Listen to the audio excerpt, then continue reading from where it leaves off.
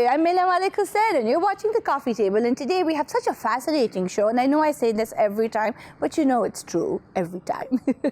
We're going to be talking about midlife crises on the show today. Now clearly I am not old enough to have one, and the people who are joining me today are also not old enough to have one, but they know a lot about it.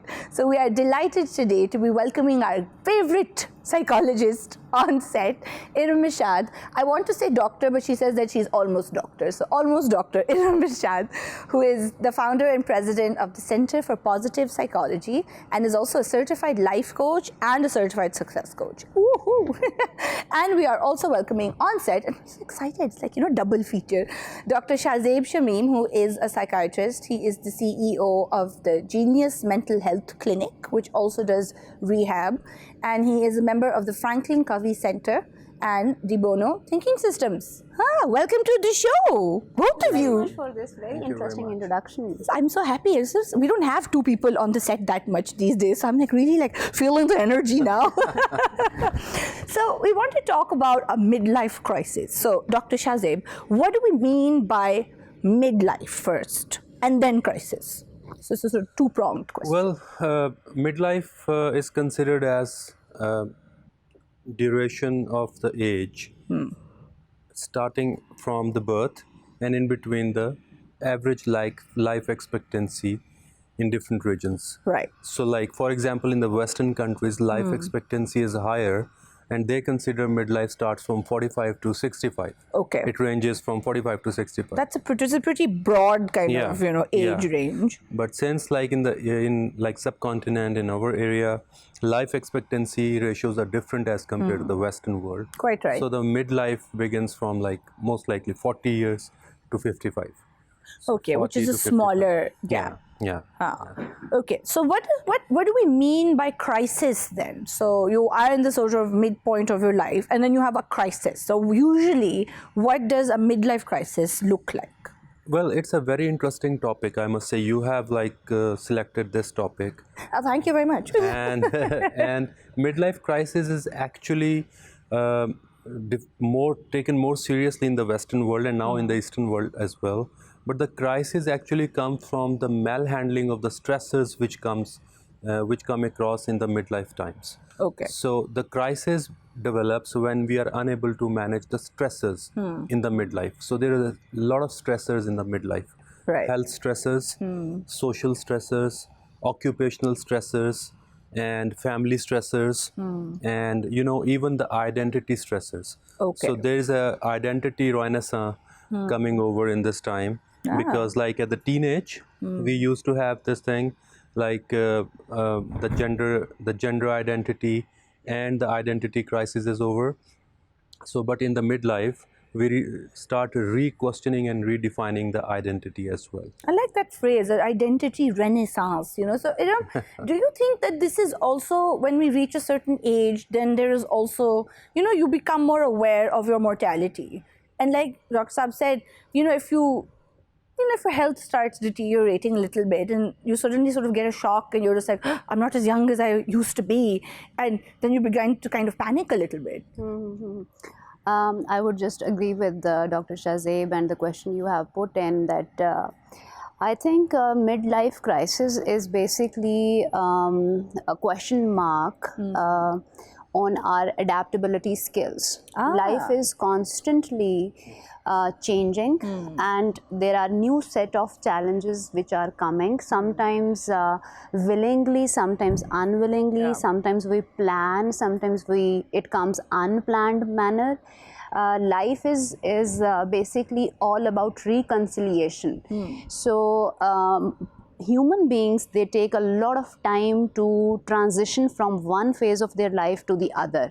So let's say, just the way you mentioned that gender differences, that women tend to attach themselves with their appearance, and again it's like conditioning of the society that women are supposed to be pretty, and the moment they reach in their mid-30s or early 40s, the very first thing that they recognize is that they are are having certain markers on their image. Either they are having white hair or wrinkles or eye bags around their eyes. I think there has something to do with conscious and unconscious living as well. If you are a person or who is consciously transitioning from one phase to the other and very contented with what you had in your teenage, what you had in your 20s, and you made certain conscious choices, then adjusting and getting into that phase is rather easier. Right. Not everybody gets into depression in the midlife. Yes. I mean, some people handle it as a by default and they take some time, then they make peace with it that yes, they have entered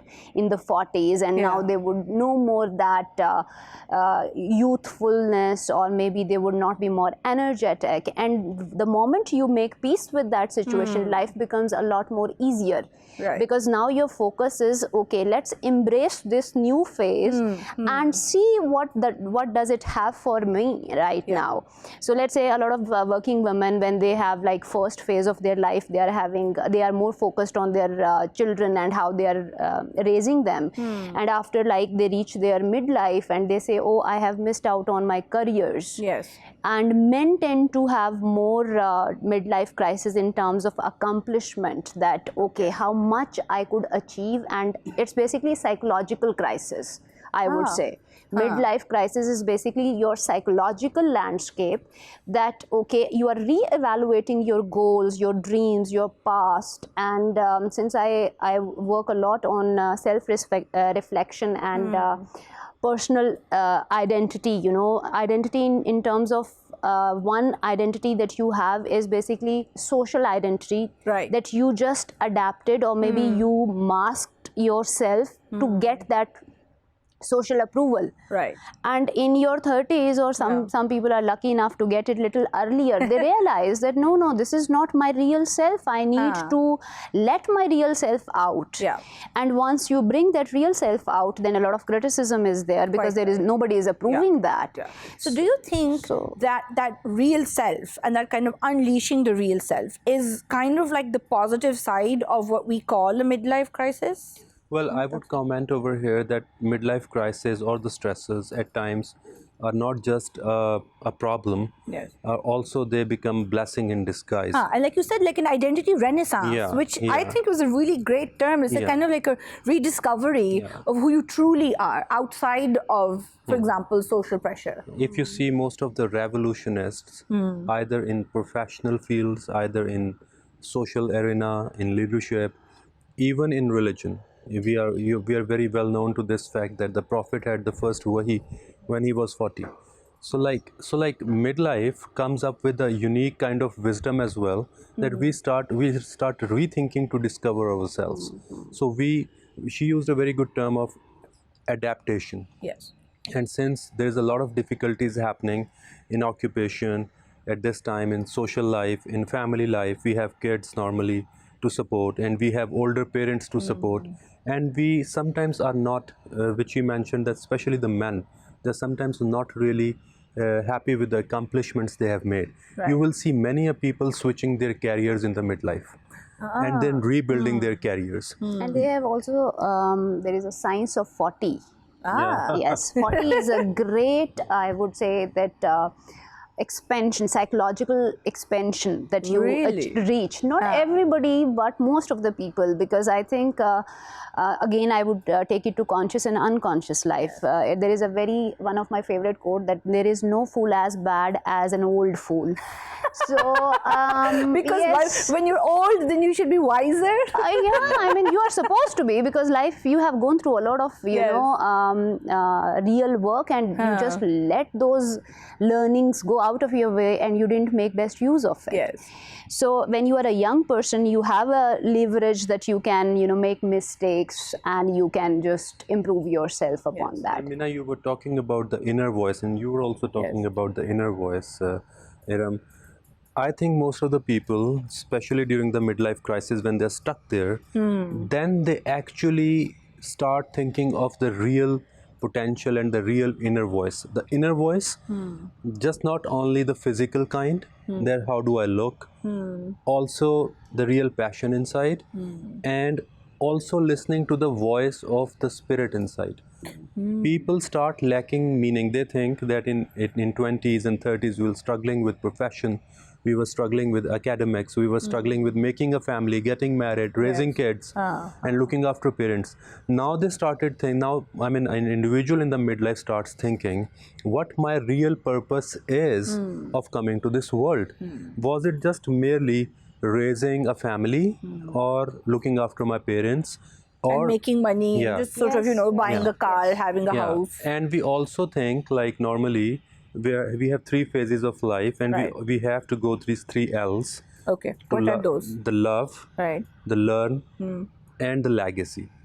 Oh, that's so nice. Yeah, so we start thinking that we have been loving when we were a teenage. We fall in love with the opposite gender. Yes. We fall in love with the idealism. We fall in love with the idealistic characters. Then we start learning. We start taking degree. Iram is still doing the PhD. She's about Almost. she's about to point. accomplish. So, Precipice of it. yeah. So, but in the 40s, we start thinking that what we're gonna leave for the world. And this is because now we are not going to build new affairs again. No, we are not.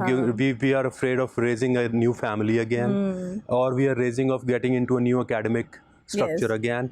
But we start thinking what we're gonna leave for the kids, for the society, and overall, what is going to be my legacy and how I will be remembered. Because Yes. I am in midlife, I'm not so far accomplished, and I feel that I have But not I would left just enough like things, yeah. you have rightly put this three phases, but again, not everybody is aware of that phase challenges. Yes. Let's say you have already reached to your 50s, but you haven't understood that now you need to shift from your personal gratification to the legacy Yes. point. Ah, Why? Because right. now you need to serve. You see, you are Yeah. here for some, bigger purpose. Cosmos had planned for you. There was a divine plan.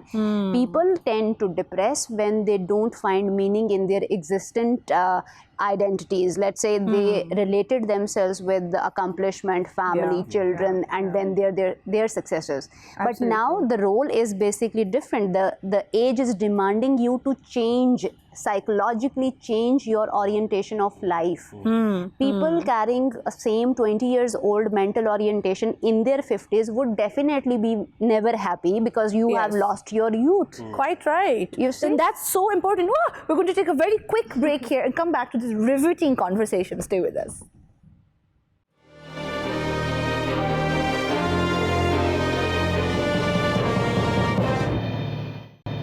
Hi, welcome back to the coffee table. We're having a fascinating conversation with positive psychologist Iram Irshad and Dr. Shahzeb Shamim, who is also a psychiatrist, on midlife crises and the meaning of life. And before the break, Iram, we were talking about how it's adaptability, really. So if you are stuck in an old sort of mindset, and you were supposed to have evolved to a better one by a certain age, and there's that gap, that often a crisis situation happens there because you've reached midlife, but your expectations and your sort of approach to how you're doing things is still an adolescent one, or a younger one. Yes. And you are supposed to adapt. True, So why and- don't people adapt?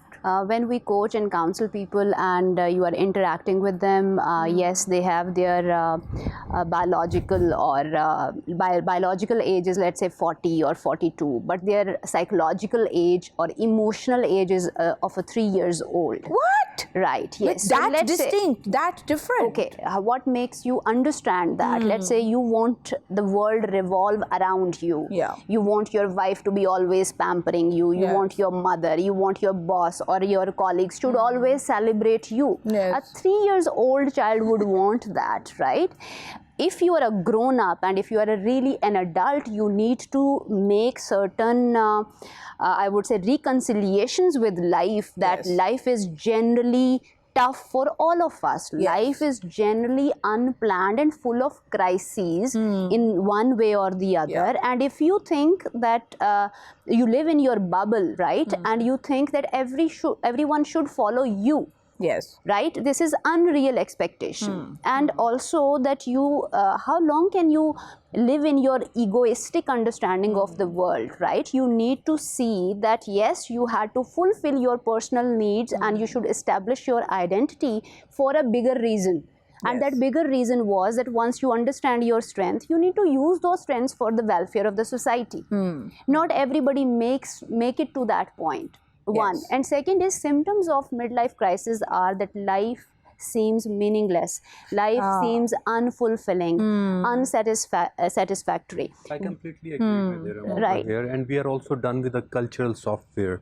Yes. We are done with those standards which have been bestowed upon us, and they are like imposed upon us. So we start questioning the real meaning, and aimlessness and the hollowness and the emptiness, it starts speaking so louder inside that we start having this feel of discovering ourselves again to something new. Over here, I would also like to have a special input of the physical health also. Yes. Since now, especially in the postmodern era, we see that midlife has become even more problematic because, in this lifestyle, we develop new kinds of medical illnesses, which were sometimes a fairy tale dreams. I mean, not a fairy tale dreams, but a dreams for the elders. We are not going to have diabetes, we are not going to have hypertension, but the day they get diagnosed with diabetes or hypertension or some kind of a spine problem or some kind of a musculoskeletal problem or some kind of a obesity or age related problems, that announcement itself actually It's a big shock. it's a big shock Because for- those are diseases that we associate with much older Yeah, people. yeah. And now if you're like 55 and you're pre-diabetic, then it's horrible because now It's you horrible start to to sort of listen. think of yourself as an old Yeah, person. yeah. You're like, so struggling with that, you will see people changing drastically their nutrition Yes. and their lifestyle. They reconsider their lifestyle in the midlife, and earlier they used to consider it as they are in a denial before the midlife, as if we can never have these illnesses which my parents or the elderly people are Yeah. having. But when the day when the doctor diagnoses that look, there is something like hypertension going on, there's something like cardiac problem going on, so their faith upon the life drastically changes. And also they Which is start kind of true for everybody, I everyone. suppose. It's But just yeah, a shocking but, thing but that some you're like, people, oh. but some people cannot accept this reality. It's harder for It's some harder people for than some people. others. I think And- resistance is also one major cause of depression. When Right. you resist your situation and you resist to that change, that okay, you are no more in that celebrity scale, right? Everything is just perfect. Yes, yes. Or maybe now your children have moved out and they are doing their own things in Yes. life. They don't validate your presence in the house, and you are still trying to treat yourself with that validation. Yes. You need to grow up in that context. Also, I would like to highlight that mindfulness, the science of mindfulness, is basically doing a lot of research in aging process. And for them, I think there is no age in terms of being old if you are keeping check on your psychological and emotional health.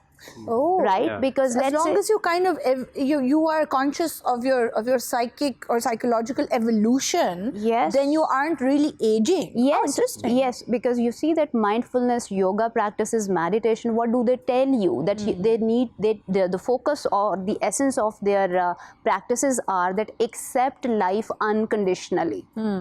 And don't like to freak on everything that goes out of hand. Control is one thing which causes a lot of stress. That, oh, I am losing control here, I'm losing control over there. So when you make peace with the helplessness that you are here in this world and you have a bigger purpose, and minor things which freaks you out, you need to just eliminate, detach yourself from it. It definitely improves your health, your mood swings, your overall health also. I mean, when you are stressed, you get to have a lot of migraines, headaches, digestive issues. These days, immune system, your sleep gets affected too. So what we are talking here is that midlife crisis is a psychological crisis. How do you give meaning to the events and circumstances around you? If you regulate your thought patterns, and thought patterns are basically developed very early in your childhood, Right. because the way you see your mother handling different situation, handling loss, right? Yes. And how she handles it, how she vents out, you also copy those similar patterns. Oh, and once okay. the patterns are developed, both psychologically and emotionally, what happens? They autoplay in your system. You are living an unconscious autopilot life. So even if you didn't like the way your mother or your father handled the situation, as a child, you're just like, I wish that they didn't shout. Yes. Then you find yourself doing the same Exactly thing. the same thing. It is called mirror neurons, right? If I see you doing something and you are the center of my world, I'm imitating my software, my hardware is like copying that, downloading all that patterns. Yeah. Now the problem is that once those loops are established, when you are conscious now, midlife has made you woken up, right? Said it's all right, this is not working, it is not serving your purpose. Now you are like in a great psychological crisis. You don't know how to fix it, and there comes this psychiatrist or coaching counseling that please do not hesitate to seek help. And let's say if I'm never been able to fix or maybe recognize that I have a loop and it takes over me, I shout, I yell, I lash out on people, I don't know. So you better consult with somebody who can help you deal with your anger and all that. Yes. I think so far we have discussed so many aspects, and for the sake of the audience convenience, we can sum up the whole story into biological crisis, psychological crisis, and the social crisis, and also the spiritual crisis. These all four kinds of crises are actually a part of the midlife crisis, and these are the four kind of stressors going on during the midlife either. Also, Iram raised one very Carry on. Also, Iram raised one very important thing over here, that at this point we feel like we take a lot of shame in seeking help. Yes. And this is so true that like the people hesitate to seek help because they think they think that it's a question to their sanity, maybe. Yes, that absolutely. It's like a stigma to seek help over there. I inferred this name genius just for the purpose because most of the people take stigma in seeking help. Yes. And they consider that if they are going to talk about their own problems, people are going to judge them in a very negative way. Yes. Including the therapist or the life coach or the psychiatrist. So now the first thing is that we are exposed to new kind of shamings. And also I would like to address over here that the sexual orientation or the sexual aspect of the life also starts changing. Yes. So it's not the same as it used to be in 20s and the 30s. And the new kind of sexuality, I mean the different resonance of the sexuality is sometimes not acceptable to the people, and they start feeling like it's also a part of the crisis. I think that what I'm trying to sort of get at here is this idea that when you reach a certain age, you're expected to act a certain way, and you're supposed to have figured it all out, and you're supposed to be a mature person. But here you are in your 50s, let's say, for example, and you have all these thoughts and feelings inside you, and you want to kind of break free, and you want to sort of change things. But then you also feel really self-conscious, and you're like, oh, well, it doesn't seem appropriate to now, buy a new car or change my career. And people kind of think it's very odd. Yeah, it's very odd, or maybe the person is not really stable. Yes. Again, I would say that you are judging yourself with the lens of the society. Yes. I would always urge people to strengthen their inner voice, the inner motivator, the inner reality and authenticity, because that should be your compass.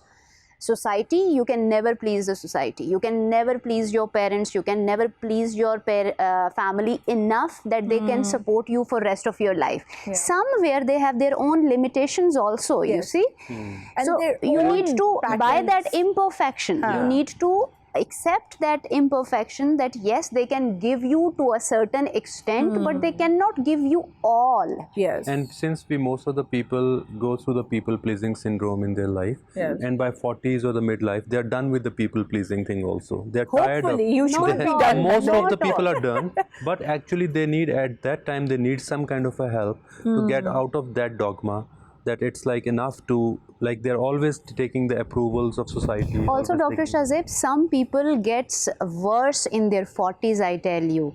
If you don't rectify, if you don't become conscious, if you don't wake up early, the things are going to be really messed up. Because What do you when mean by worse? worse means that substance abuse. Yeah, Right? People go towards You know, substance emotional abuse this eating. time, yeah. Right? Binge And eating you is the have problem. never had a confrontation with your own self because you lived in a very familiar environment. Nobody challenged you, nobody questioned you, so you had a very smooth ride so Yes. far, and instantly one thing happens and it's a life-threating thing and you are devastated. And you just kind of are just knocked for a 6 because Exactly. you just don't know what hit you. And especially if you, and you know, you talked about this before, if you, for example, set up your family life to kind of gratify your ego and that everybody should always be sort of validating you all the time. And when that stops, as it should at some point, then you're just like, It does. What I've been Sweetheart, doing. it does. exactly. What I've been doing so far. Yes, Yeah, and okay. because I'm sorry to interrupt. Yes, I hate yes. interrupting, but we No, have no, to this take a is- very quick break and come back to this wonderful conversation. Stay with us.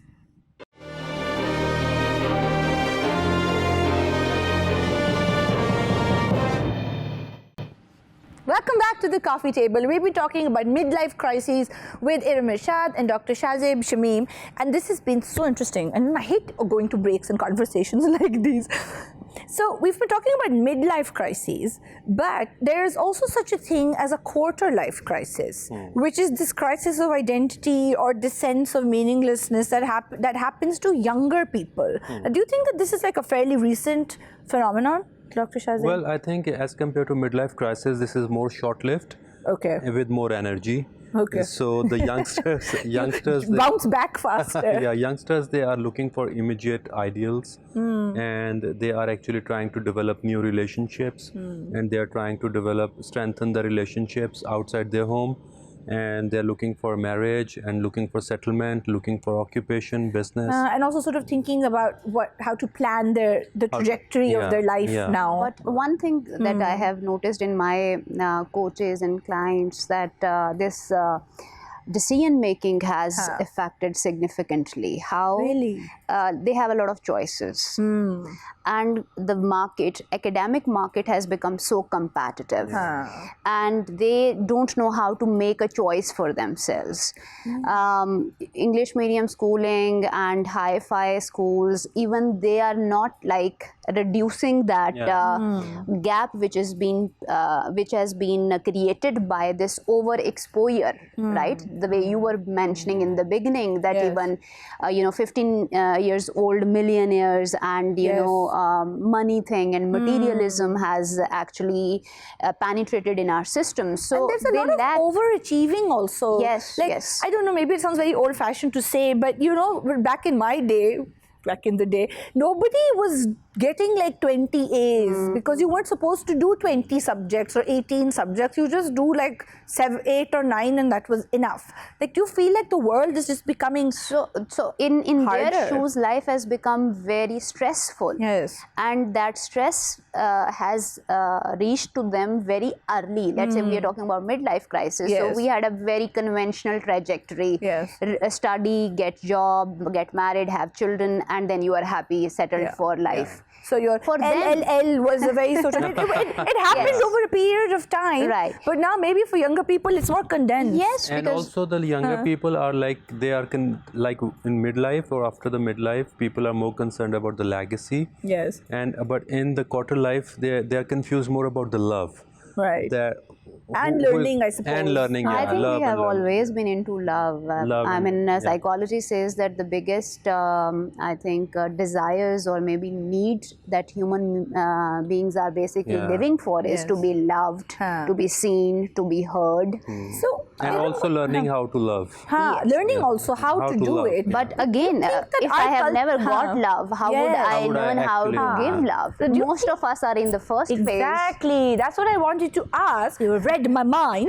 Is that if you aren't able to kind of achieve love, which is the first step, or because I feel like learning happens for a lot of people, and Yeah. if in the traditional sense, you go to college, you get a degree, you got that, you've done that.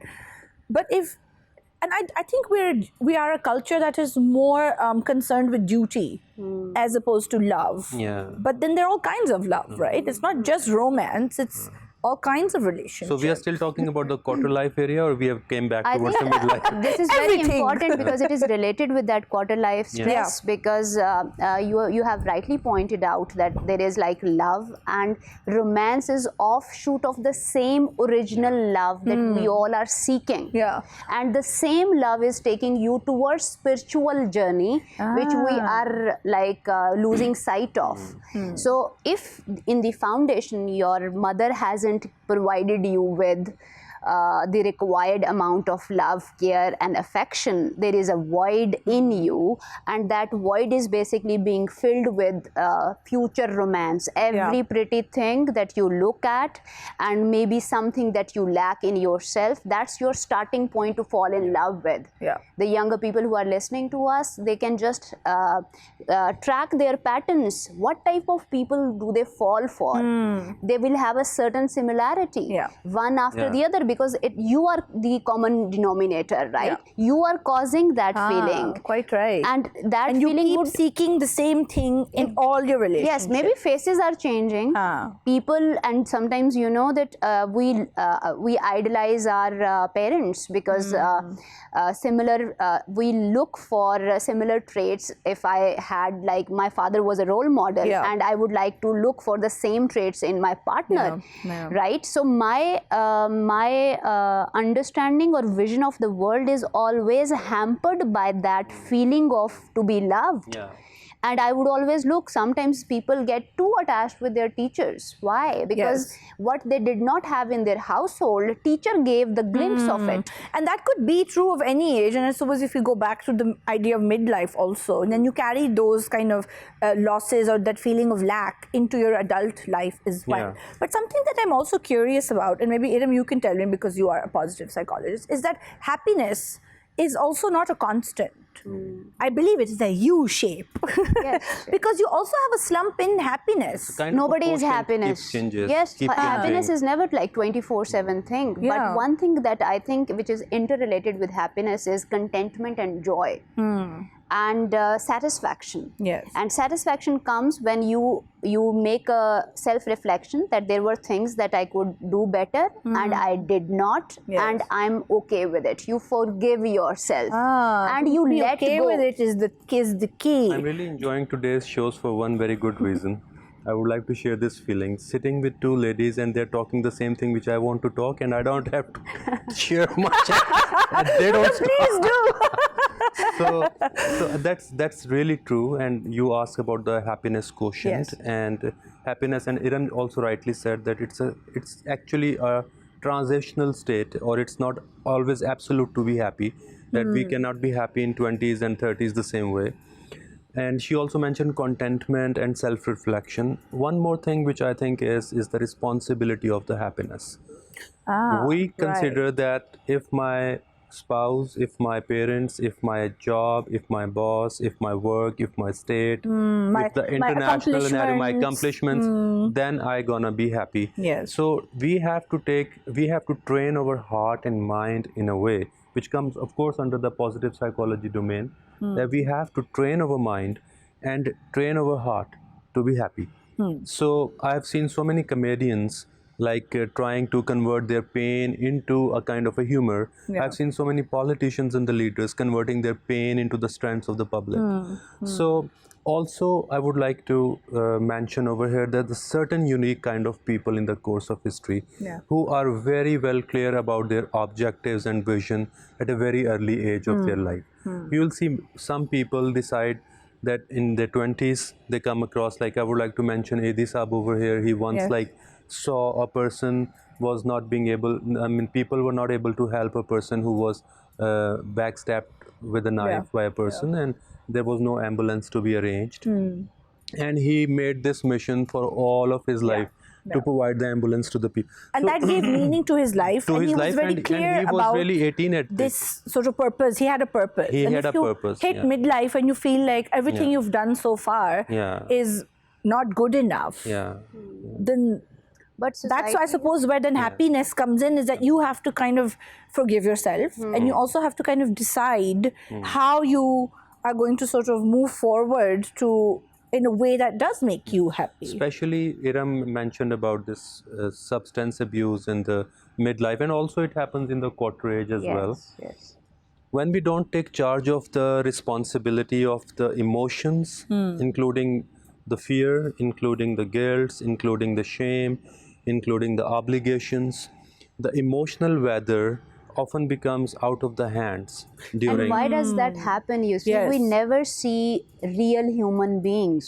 We live in this so-called pseudo world where my parents are perfect, my school is perfect. You see, And urge everybody people, wants to appear perfect Yes, also. So although nobody's we are showing not. you their authentic self we either. are not. This would come when parents would have real conversations with their children, and they are accepted unconditionally, which means that whether you bring good grades or you don't bring good grades, I see you as a holistic person, as one, my extension, as an individual person also. True. You are not only my extension. Yes. I am the source that you have come through me, Yes. but you are not all about me. So people need to, parents and teachers and executives and everybody who has more in some capacity, please do more in terms of bringing it more real to the people. Yeah. Don't expect that children should do that. First, Yes. you role model to them. Okay, if I have made a mistake, I need to apologize. Yes. If I made something, I need to forgive first myself. A lot of people, they stay depressed because they themselves cannot forgive themselves. Because they have that impossible standard that they've held themselves to Yes. that nobody can accomplish. Responsibility, taking responsibility has to be shown to the people. When How I to don't do see it. my boss, he has never taken a responsibility. Also in the midlife and in How the come I quarter would life, do that? Yes. Also in the midlife and the quarter life, personal integrity remains a very personal romance of most of the people. Okay. And they think that like many traumas are happening around, sometimes relationship breakups, and sometimes diseases in the midlife, sometimes not being able to cope up with the financial circumstances. Yes. So people tend to lose their personal integrity, especially in their midlives. But what does personal integrity mean? Your sense of self? Is it Yeah. are we coming back to identity? Yeah, identity of course is like, integrity is how we maintain that identity again. Okay. And how we learn to trust ourselves again. Because if we get success in the midlife, overdue by success or the failures, success management in midlife is as difficult as the failure management is. Really? Yes, because the depression or the difficulties or the challenge of the success management is, which he was just talking about, the inflated ego comes from success. And the more successful people in the midlife, they have so inflated egos, they are myopic to their own personal problems. Oh, so it maintaining- hampers your own growth. So they become so insecure. You will see that the people who have more successes in their life are more insecure people than those who have failures in their life. Because the people can learn from the failures, often, especially in the midlife, but success never lets you learn. So often people think that success is a hallmark to be measured, that we have to be in quarter life or in the midlife, we have to be successful everywhere. But I think that success alone is not enough. And I would Success add here, can rather be a disaster at times. Yes. And because success should come along with the satisfaction, because Iram has been talking about the contentment and the personal satisfaction. If we don't have the satisfaction, the success raises the hollowness inside. So most of the people I see in falling in drug addiction or sexual deviations, or even the deviated behavior socially, they actually are a victim of their own successes. and it has something wow. to relate with the quarter life crisis. And Yes. why is it so? Because at that time we want, our identity is very fragile. So let's say if I lose a partner, I'm like devastated. If I don't get job, or if I Yes. don't get good grades, I'm always under stress, anxiety. One. And second is, when I'm choosing careers, I'm not making an authentic choice that this is exactly what what I want. Yes. You choose a path for yourself which is basically expected of you. Quite your right. father wanted you to be a lawyer. Your Yes. father wanted you to be a doctor. Now in your midlife, you have become what your father wanted you Yes. to become, but now you feel hollow inside because you wanted to be a musician. Yeah. You wanted to be a photographer, or maybe you wanted nothing as per the standard of the society. You wanted to just chill out, relax. Yeah. Why we do not accept people, those are unconventional. Their courses and their choices are unconventional, right? So we need to create room for people, those who are slightly offbeat. We need to give room and acceptance. I mean, you have 3 children. One are like very typical understanding holders and they follow your dictations, and one doesn't. Don't put stress on that person, so that whatever he becomes in his midlife, he can just celebrate and cherish that. Yes, I made a lot of mistakes. I'm still happy with it. Not only for the audience, I think, but we 3 are going to be better midlife people, I guess. In this conversation is like so insightful. When we It's hit kind of- 40, we hit the ground running. We're like, yeah, I accept my age. But why are we sort of, do you think that, and because both of you have clients and you see people, do you think that culturally we are kind of afraid of difference because it makes us feel insecure about our own choices? That when is why we see- have become these automatons. Yes. You see, we are just replicas of each other. Yeah. Elite class is like generating one trend, and we all love to follow that, Follow that, right? yeah. I see a lot of people, those who are very contented in their own skin. They wear one white kurta shalwar every time, no matter what happens.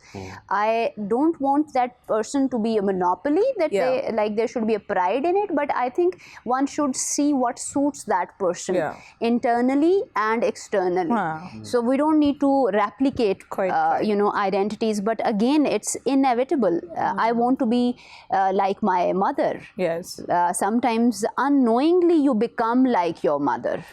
You dress up like her because she has been stored in your head Quite when you were like growing up. And same is true for boys, that boys just imitate their role models. If their father is their role model, they just like to be that. And this is the first thing that we learn to relate ourselves and identify ourselves. Going back to the heart of the family, and I suppose to be a healthy person, one needs to be able to kind of balance a sense of individualism with a kind of sense of belonging to a larger kind of social, familial community, situation. Yes, I think balance is the Is the takeaway key. for this Yeah. discussion. Thank you so much. Yes, you have rightly absolutely. pointed out. Thank you so much, both of you, for this wonderful conversation. it.